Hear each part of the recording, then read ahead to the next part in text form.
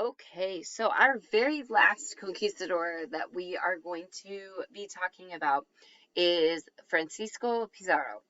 And Pizarro is going to actually go to South America.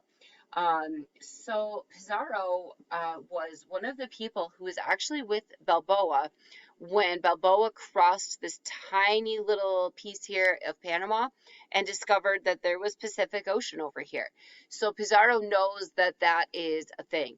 Eventually, they are going to create a fleet of ships that will actually be over on this side of Panama, so they're able to sail.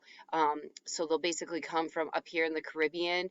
They'll sail through the Caribbean Sea to here, leave a ship on this side, cross the land, and then get on a ship over here. But it takes them many, many years to get to that point.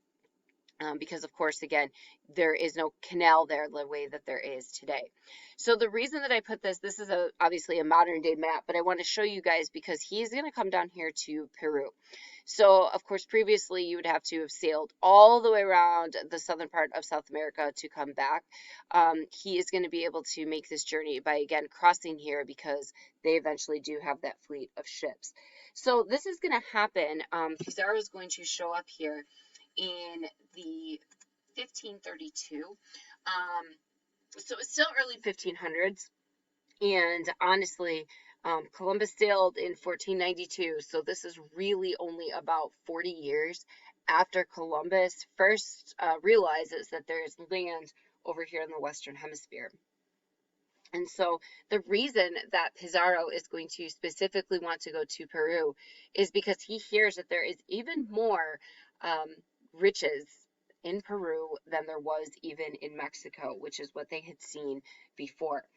Um, One advantage that Pizarro, because again, if we're focusing on how these people were able to conquer these large Native American tribes with so few conquistadors, what is that advantage? Well, one advantage that he has is that the ruler who is there, so this is going to be the Incas that he's going to come across in Peru, and the leader of the city that he's coming into in Peru has actually just won the throne. He has just become the ruler.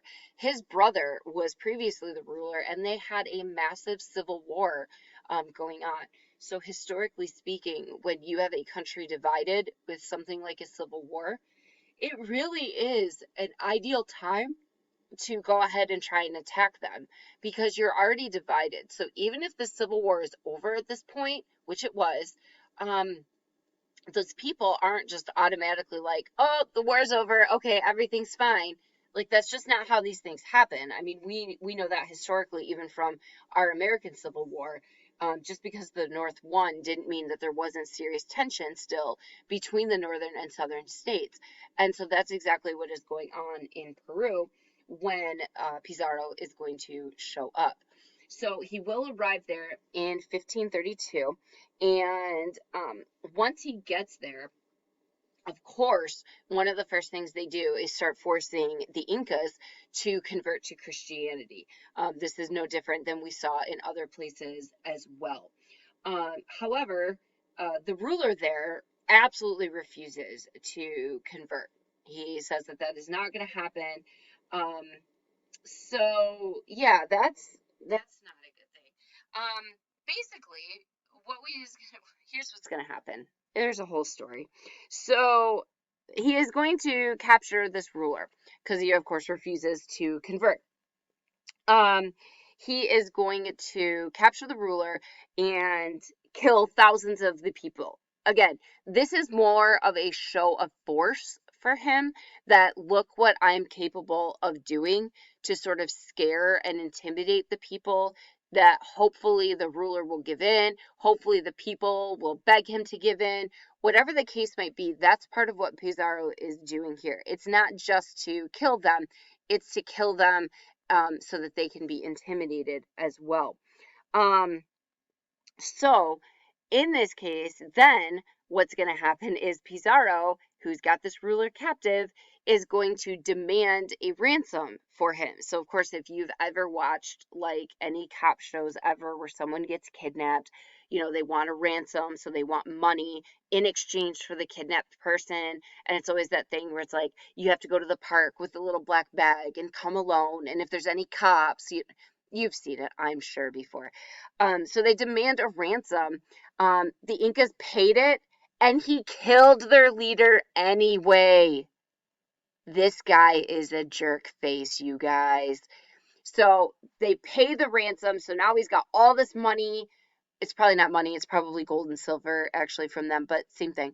And he kills him anyway. And I'm just so disappointed that this happens, except I feel like this is how every single cop show kidnapping ever goes anyways. So I guess I shouldn't be surprised. Um, so Pizarro has killed their leader. They were already in this huge turmoil because of that civil war. And so it's actually really easy for Pizarro to take over, and he will form the city of Lima, which actually still exists today, as you can see on this modern day map right here. So he will establish that city, and then be able to, really maintain his superiority in that area. Um, so he is obviously, much like we talked about with Columbus before, he has far superior weaponry than what the Incas do here. Um, the diseases are definitely going to play a part here, just like they did in Mexico and in the Caribbean and the islands there. Um, Everywhere that the Spanish go and take these diseases with them, the native people are just wiped out by them because, again, there's zero resistance, zero immunity because they've literally never come across them. So it's not even like when you've come across it and you still get sick, but you can fight it off. Like, these people have never, ever, ever had exposure to these diseases, and it's just absolutely devastating to their people. Now, overall, what's going to happen is that the Spanish will actually continue to push the borders out from this area. They will actually go across here into Ecuador. They will also come down here where Chile is. You can see Chile right there on the border. So they will spread out.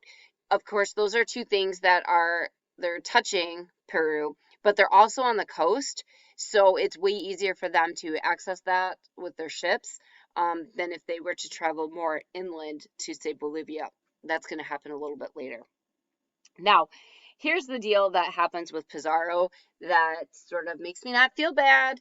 A rival group of Spanish conquistadors show up. So one thing that's really important to understand about these conquistadors is that the government funded some of them, like gave them ships sort of for exploring, but most of these are like mercenaries today, I guess.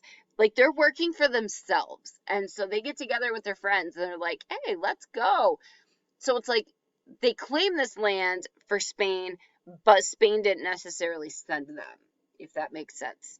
And so a rival group of conquistadors who is very interested in this land, along with their gold and silver, are going to show up, and Pizarro will actually be killed by those Spanish. And so, despite the fact that he, established his superiority here, he is going to be killed a few years after he establishes that city of Lima.